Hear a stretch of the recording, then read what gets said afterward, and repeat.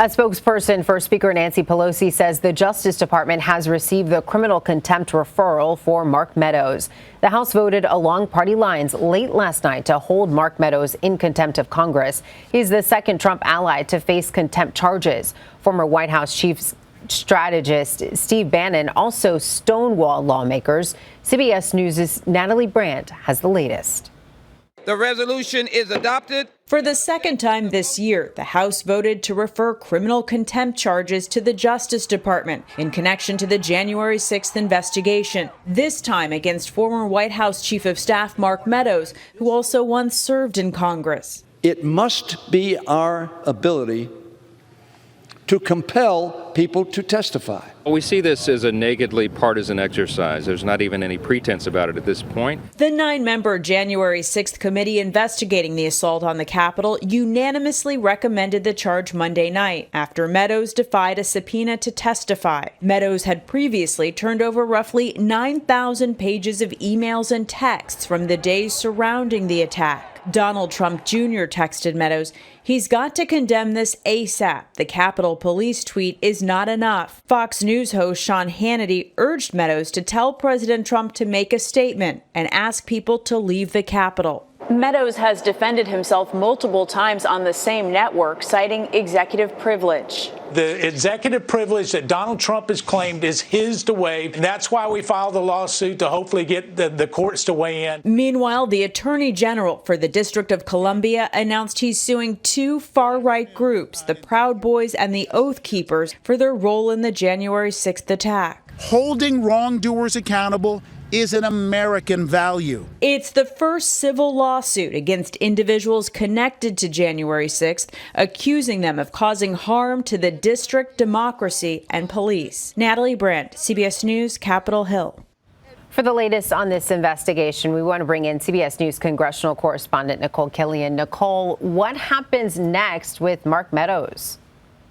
So this is now being referred to the Justice Department, and it will be up to them to decide whether to indict Mark Meadows on contempt of Congress charges. We've seen them already do that with Steve Bannon a few weeks ago, but in the case of Mark Meadows, his circumstances are a little different in that he was the former White House Chief of Staff, and so that's why he argues executive privilege, that those communications he had with the former president should be protected, and he says that he did cooperate with the panel by providing all of those documents. He just asserts that he can't talk about all of them because of privilege. He's not going to waive the former president's right, in his view, to privilege. But the committee has panned that argument, saying that privilege is not absolute, and if he could provide these documents that are not privileged, he should be able to come before the panel. And so that's ultimately why they went down this road of holding him in contempt.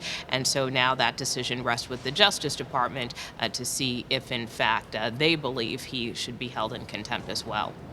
Well, unlike Bannon, Meadows did partially cooperate with the House panel by handing over thousands of documents. Is it clear that will make a difference to the Justice Department? Well, as I mentioned, I mean, these are different cases. So, in most instances, one would assume the Justice Department would look at the facts in the case and the law to make the appropriate decision. And, Mark Meadows has said that he hopes he gets a fair shake because he believes that this whole January 6th Select Committee exercise and this vote was partisan and trying to paint a political narrative against him. So, in his view, he hopes maybe he does have a better shot of being protected depending on the Justice Department's ruling. But look, this is an independent body. This will have to go before a grand jury. So it's really unclear how this will ultimately end up. But either way, he will either be indicted or not, which would be significant if either of those things materializes. So you spoke with Dustin Stockton, who was subpoenaed and involved in some of the planning for events leading up to January 6th. He claims he raised concerns about potential violence. Let's listen. My text messages make it clear that they were elevated to the campaign and the White House. But we had discussed just before that she would talk to Meadows specifically and members of the family and anyone else she could reach in Trump's direct orbit. And then I have a text message right after confirming that both the White House and the campaign are aware of the issues, and it seemed to be handled. And I took Meadows knew? I took that face value. Meadows absolutely knew. So, Nikole, what do we know about Stockton and his cooperation with the panel?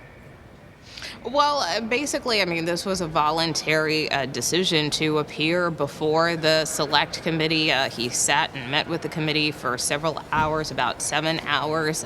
And in fact, today his fiance has been deposed, so she is before the panel. But his aim was primarily, what he told me, was to try to fill in the blanks about what happened while he did not organize the rally on January 6th at the Ellipse. He did organize a series of events, including a bus tour and a number of other events right after the election leading up to the 6th. In fact, one of those rallies was here in D.C., and you may recall the former president did a drive-by of that event. So this was all supposed to culminate with this big event on the 6th. And, he argues that there were a lot of internal disputes among the organizers, but that he really did not anticipate that things would get to the level that they did, although he was concerned given some of the disagreements among the organizers ahead of the rally. He also told you about close Trump allies who were at a Washington hotel ahead of the Capitol assault. Let's play part of that interview. I did, however, see people like Boris Epstein and Steve Bannon and Rudy Giuliani. Late that night, they were definitely discussing things late into the night. I wasn't involved in those discussions, but the Willard was acting as a central hub. There were several quote-unquote war rooms of different groups who were organizing different things. Remind us of the significance of the Willard Hotel in regards to January 6th, and what do we know about Stockton's connections?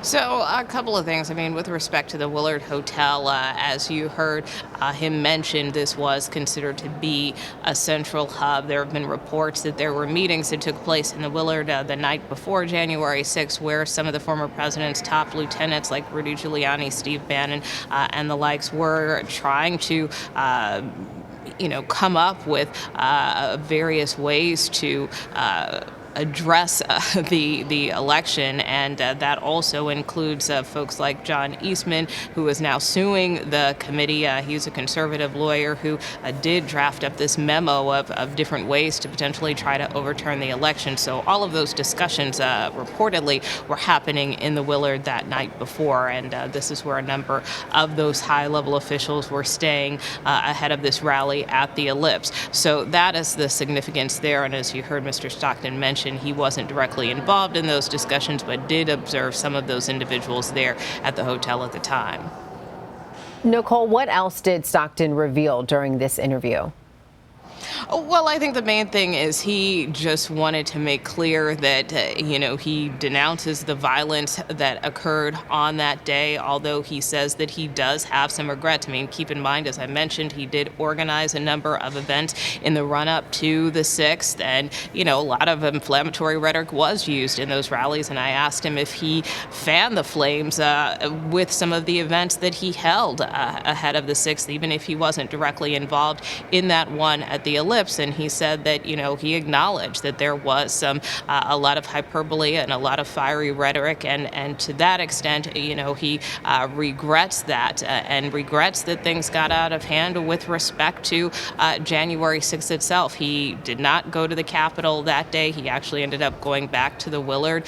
He said he actually fell asleep and kind of turned on the TV to see what was happening, like we all did that day, but he, while he does acknowledge that, he was involved in events leading up to the 6th, he wanted to, I think, kind of distance himself from the actual events on the 6th, and again, try to fill in the blanks of what he knew in terms of the conversations that he had, not only with some of the organizers, but also lawmakers, members of the administration, the former administration, and those are some of the documents that he says he has since turned over to the committee.